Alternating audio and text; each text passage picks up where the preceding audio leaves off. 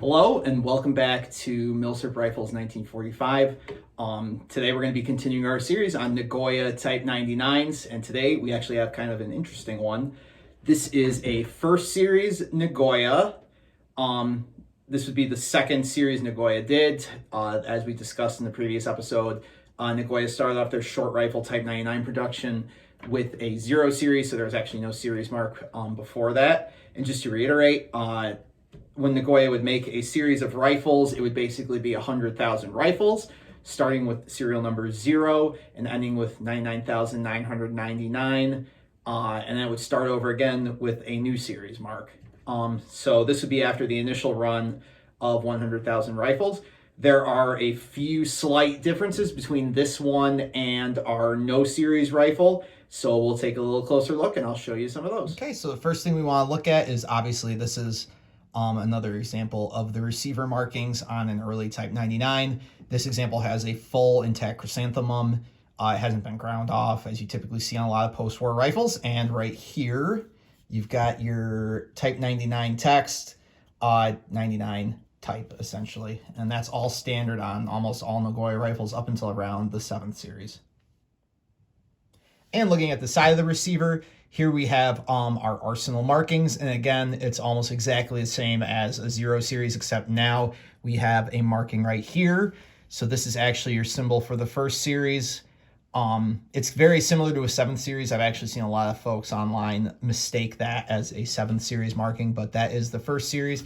And then from there, you've got your serial number right here, 85054. In this case, your Nagoya arsenal symbol. And although it's really, really poorly struck, you also have your Na proof mark for the final Nagoya proof marking. So as with the first series, you've still got your protective front sight ears here. As I said, these disappear starting in the late 7th series, once we start going into kind of the last ditch rifles. But in this case, the big difference is that now, instead of a rounded off kind of style, you can see that these are completely straight, essentially. And that's how production would basically stay until they switched over to the sights with no front protect ears. And again, as with the no series rifle, we still have a monopod attached here. It just folds down like this.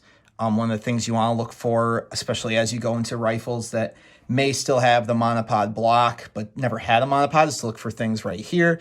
You can clearly see the indent of a monopod that has been here for a very long time. A lot of times when people add new production monopods there, it takes quite a while to earn or to get any kind of wear like that on the rifle. So typically when you see something like that, that just shows that the monopod has been on there for quite a long time. So as with the first series or 0 series rifle, we still do have an angled buttstock. You can see the splice right here, that different angling of the wood. This is going more of a straight side, and this is going more angled. One of the differences we will see as we go into maybe the 2nd and 3rd series is that this angle actually becomes more angular, to be honest. They call this the straight splice, and later you'll get an angled cut that goes a little bit higher like this. And I'll demonstrate that once we get closer to that series of rifles. Once again, there are 6 points that are serialized on these rifles. So starting with the bolt handle, you've got 054 right there. The extractor has now moved from the top of the lip more to the end of the extractor there, almost closer to the bolt handle serial location. Again, you see 054. You've also got a serial number here on the stem of the safety. Located here on the firing pin body is no longer on the sear as seen on the 0 series. And then your serial number location here on the bayonet lug of the front barrel band, again, ends in 054, last 3 digits of the serial number. And then the final location would be, again, on the dust cover. Unfortunately, on this example, this is one of the only early Type 99s I own that I do have a mismatched dust cover on. So unfortunately, those 3 digits, 571, do not match this. It is a Nagoya proof dust cover, as seen right here. That is a little reproof, but unfortunately is not the original dust cover to this rifle. And so now we get to one of the features that's actually kind of unique to this rifle. So we have what is commonly called a cold weather sight lifter attachment on the rear sight. is actually this piece of sheet metal that kind of moves around a little bit on this example. It's quite an uncommon piece. You don't really see these on a lot of rifles. There's no Japanese nomenclature for this. There's nothing in a document that's been discovered that says exactly what this is. The thought in collector circles, it's essentially for doing this, lifting the sight up with like a gloved hand, which is why a lot of times you'll hear it referred to as a cold weather sight lifter. You'll sometimes hear it listed as an Aleutian sight lifter, the thought being that these were used in the Aleutian campaigns, the invasion of Alaska around the time of the Battle of Midway, but there's no proof to that exactly. That's just a thought. The Japanese had plenty of cold weather areas. I mean, northern China and stuff like that, where it's possible that these could have been thought to be used there. They're found mostly on 22nd series Kokuras. I've seen them on first series rifles like this, some third series, second series. So they appear at random in early production Type 99s, but it's very rare. It's such a flimsy piece of metal that it's actually pretty delicate to handle. And you'll sometimes see these actually missing the wings here. They just snap off when you lift them up. So obviously when handling it, you don't want to really touch that. You'll see them usually with a lot of like kind of black enamel paint on them to kind of denote a real one. There's no reproductions that exist that anyone is aware of at this time.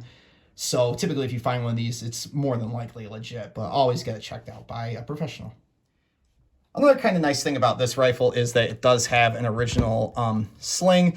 This one is one of the rubberized kind of canvas slings, so these tend to degrade heavily over time to the point where they start to almost fall apart. And you can see that this one is actually delaminating quite a bit right here. There's not much you can do to save that. Typically, when you see a sling like this on a rifle, you just want to leave it be. It's worth more on the rifle than it is removing it. A lot of times, depending on where these were stored, they will be almost in a hardened state and impossible to even take off the rifle. You can heat them up with a hair dryer sometimes to get them off there. But as I said, I would recommend just leaving it on the rifle. It adds more to the history anyway. And finally, just to show us a comparison, here's the first series right here. Here's the no series that we looked at earlier. You can see this part right blatantly there. Nothing on here. Like I said, this is basically just a small sheet metal attachment that just gets added on there. I believe that the screw, I haven't taken this one apart, but I do believe that this screw is slightly longer compared to this one to facilitate the use of this piece. All right, thank you once again for tuning in to this video on Nagoya production of short rifles for Type 99s. We'll be looking next, probably I'll do a combined video of a second through fourth series of rifles. There's basically almost no differences between them, but I'll kind of show all of them at once. This first series rifle is basically all matching minus the dust cover, so it's a pretty nice example. Typically, when you're looking at the early Type 99s, ones like the first series, second series, and the fourth series, especially the more common ones to find, fully matched, mummed, intact dust cover, everything. Finding a matching 0 series in the third series too can be very difficult. Those ones just seem to have been either heavily used or lost in shipments or something, because it's very difficult to find those with matching dust covers and everything. So thank you for tuning in, and hopefully you'll be back next time to see as we look into probably the second through fourth series of rifles. Thank you. Have a good one.